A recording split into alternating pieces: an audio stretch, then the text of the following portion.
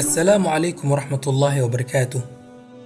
Mararka qaar ma isweydiis adigoo needka ku jirtid oo booqanayo mid ka mid ah websaydyada xiisaynayso inay kuu soo muuqatay ama kuu soo baxday si lama filaan ah xayeysiin waxa markaasi rabtay ama barnaamij aad raadinaysay, iyadoo xayeysiintaasi kugu baaqayso inaad degsatid barnaamijkaasi ama aad gasho websaytka laga helo waxaasi markaas aad rabtay. waxaa dhici karto waxaas inaad aragtay aadna u malaysay si lama filaan ah inay arrintaasi ku dhacday ayna si kas ah u dhicin. laakiin warkaan maanta kuu sheegi doono ayaa ah warkaa yaabin doona oo ah in waxaas aad aragtay in si kas ah oo ulajeedo ku jirto ay ku dhaceen. waxaasi dhacayna waxaa loo yaqaanaa cookies ama buskut. marka ma taqaana wax laga wado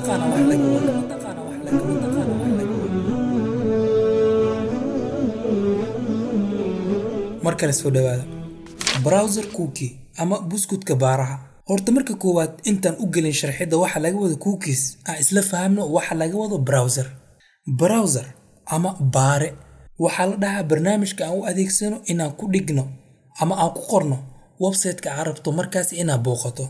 marka dhowr barnaamij ayaa jiro oo adeegaasi si bilaash ah kuu siinayo sida Google Chrome iyo Firefox iyo Opera iyo Microsoft Edge ama Internet Explorer iyo kuwa kale. marka aan soo laabano mowduuceena hadda isla fahamnay wax browser laga wado. marka isticmaalaysid mid ka mid ah browseryadaasi aad xiisaynayso oo aad booqanayso website-ka rabto markaasi ayaa website qaar ama badankooda waxay isticmaalaan waxa la dhaho cookies ama buskut af Soomaali ahaan haddaan kuugu sheego. marka muxuu yahay cookies waa su'aasha hadda ay isweydiinayso. marka suug waan ku wada hadalkayaa degdegin. cookieska waa malaf ama file oo qoraal ah oo yar oo ka kooban macluumaadka laga keedinayo qofka markaasi kombiyuutarkiisa kuna saabsan markaasi browserkaas wax walba oo macluumaad uu ku sameeyo. mana ahan cookieska virus ama mushkilad ma u keenayo PC-gaada, laakiin privacy-gaada ama khusuusiyadaada ayuu faraha la galaa.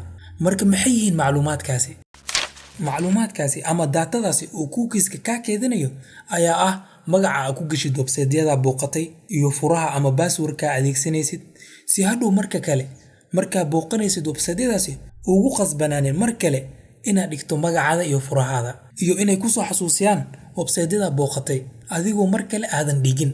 iyo sidoo kale website-yadaasi ayagoo cookieska adeegsanaya waxay ku ogaan karaan website-yadaasi waxa aad ku samaysay iyo waxyaabaha aad xiisaynayso. iyo adeega emailka wuxuu kuu kala bixinaa fariimaha akhristay iyo kuwa weli aadan akhrisan. sidoo kale website-yada laga dukaamaysto wuxuu kuu xifdinaa waxa rabto markaasi inaad iibsato si waqtiga uu kugu soo gaabiyo. marka sida ay shaqadaas ku dhacayso ayaa ah ka soo qaad markaad raadinayso macluumaad ku saabsan laptopyada shirkadda HP kadib aad hesho website ku siinayo macluumaadkiisa ayaa barnaamijka markaasi browserka u adeegsanayso ayaa dalab wuxuu u diraa serverka markaasi uu website-kaasi aad gashay isticmaalayo. kadib ayuu xifdinaa datada kulli uu ka helo kombiyuutarkaada. kadib ayuu serverka macluumaadkaasi ama datadaas uu ka xifdiyo kombiyuutarkaada ayuu u diri website-yada kale ee xayeysiinta ah haddii website-ka markaasi aad gashay yahay mid ku xiran adeega xayeysiinta Google. weli ma ifahmin ayaan rajeynaa. sug ana kuu sii waadixinaya. tusaale ahaan waxaa gashay Google waxaa rabtaa inaad macluumaad dheeri ah ka ogaatid laptopyada shirkadda HP kadibna search ama ibar aad dhahday. markaasi kadib waxaa heshay website kuu sharxayo. haddii website-kaas aad heshay uu ku xiran yahay adeega xayeysiinta Google waxaa arkay inuu kuu soo bandhigayo xayeysiis ku saabsan laptopyada ama laptopyo kale maxaa yeelay waxaa tahay qof xiisaynayo inuu laptopyada wax ka ogaado. midaasna faa'iido ayaa ugu jirto qofka wax xayeysiinayo adigana faa'iido ayaa kugu jirto ilaan waxa xiisaynayso ayaa arkay. laakiin ogow cookieska ama buskutka mar walba faa'iido kuma lahan. waxaa dhici karto website-yadaasi macluumaadkaas ay ka aruuriyeen inay u diraan website-yo kale si qaas ahaan website-yada wax xayeysiinayo si hadhow xayeysiiskay rabaan kula beegsadaan. midaasna waa arrin khatar ah oo khusuusiyadaada xadgudub ku ah. iyo hadda waxaa dhici karto hackerska inay u suurtageliso inay ku jabsadaan xisaabyadaada bangiyada. marka sidaa kaga hortagayso gadaal ayaan kaaga sheegi doonaa. marka haddaan si daacad ah kula hadlo faylasha cookieska way ka badan tahay waxa uu qabto waxaan hadda kuu soo sheegay ee waxyaabo fara badan ayaa loo adeegsadaa.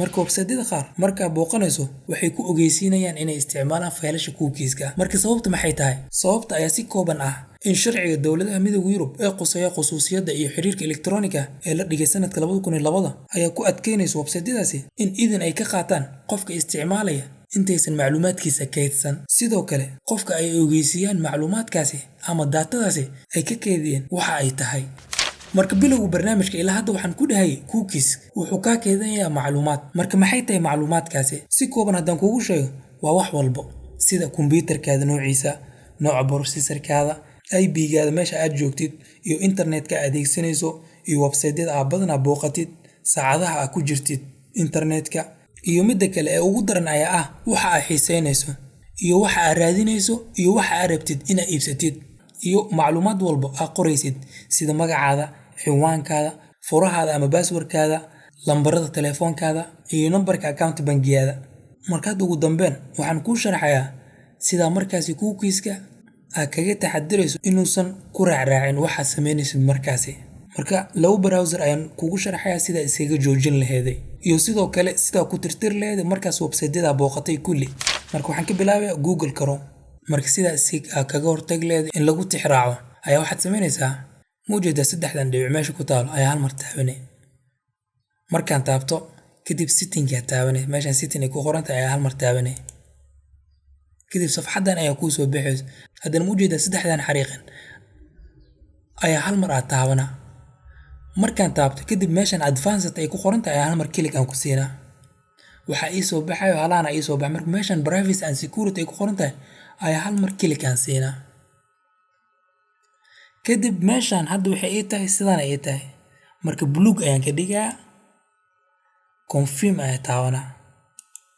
marka hadda kadib cookies-ka ma taxraacayo ama ma raacraaci karo markaasi waxyaabaha aan ka sameynayo browser-keeda.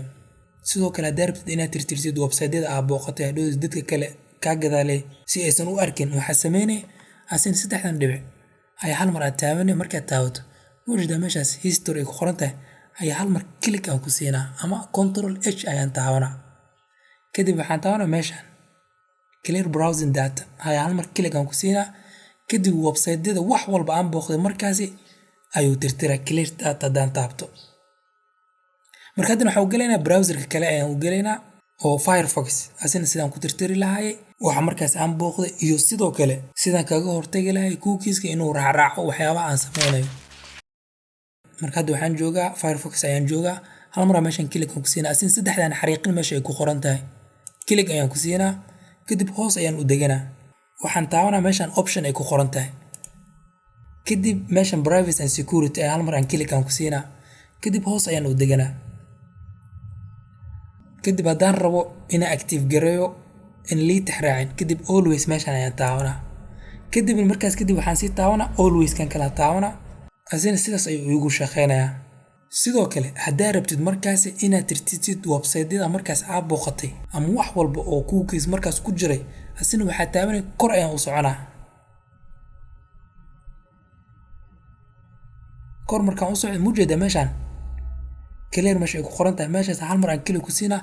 asina saacadda ugu horeysa waxa aan booqday markaasi ama maanta kaliya waxa aan booqday ama wax walba haddaan rabo inaan tirtiro asina everything aan taabanaa. kadib wax walba muujeeda cookies inuu ku jira wax walba kulli ayuu tiraa. haddaan taabto clear now haddaan taabto.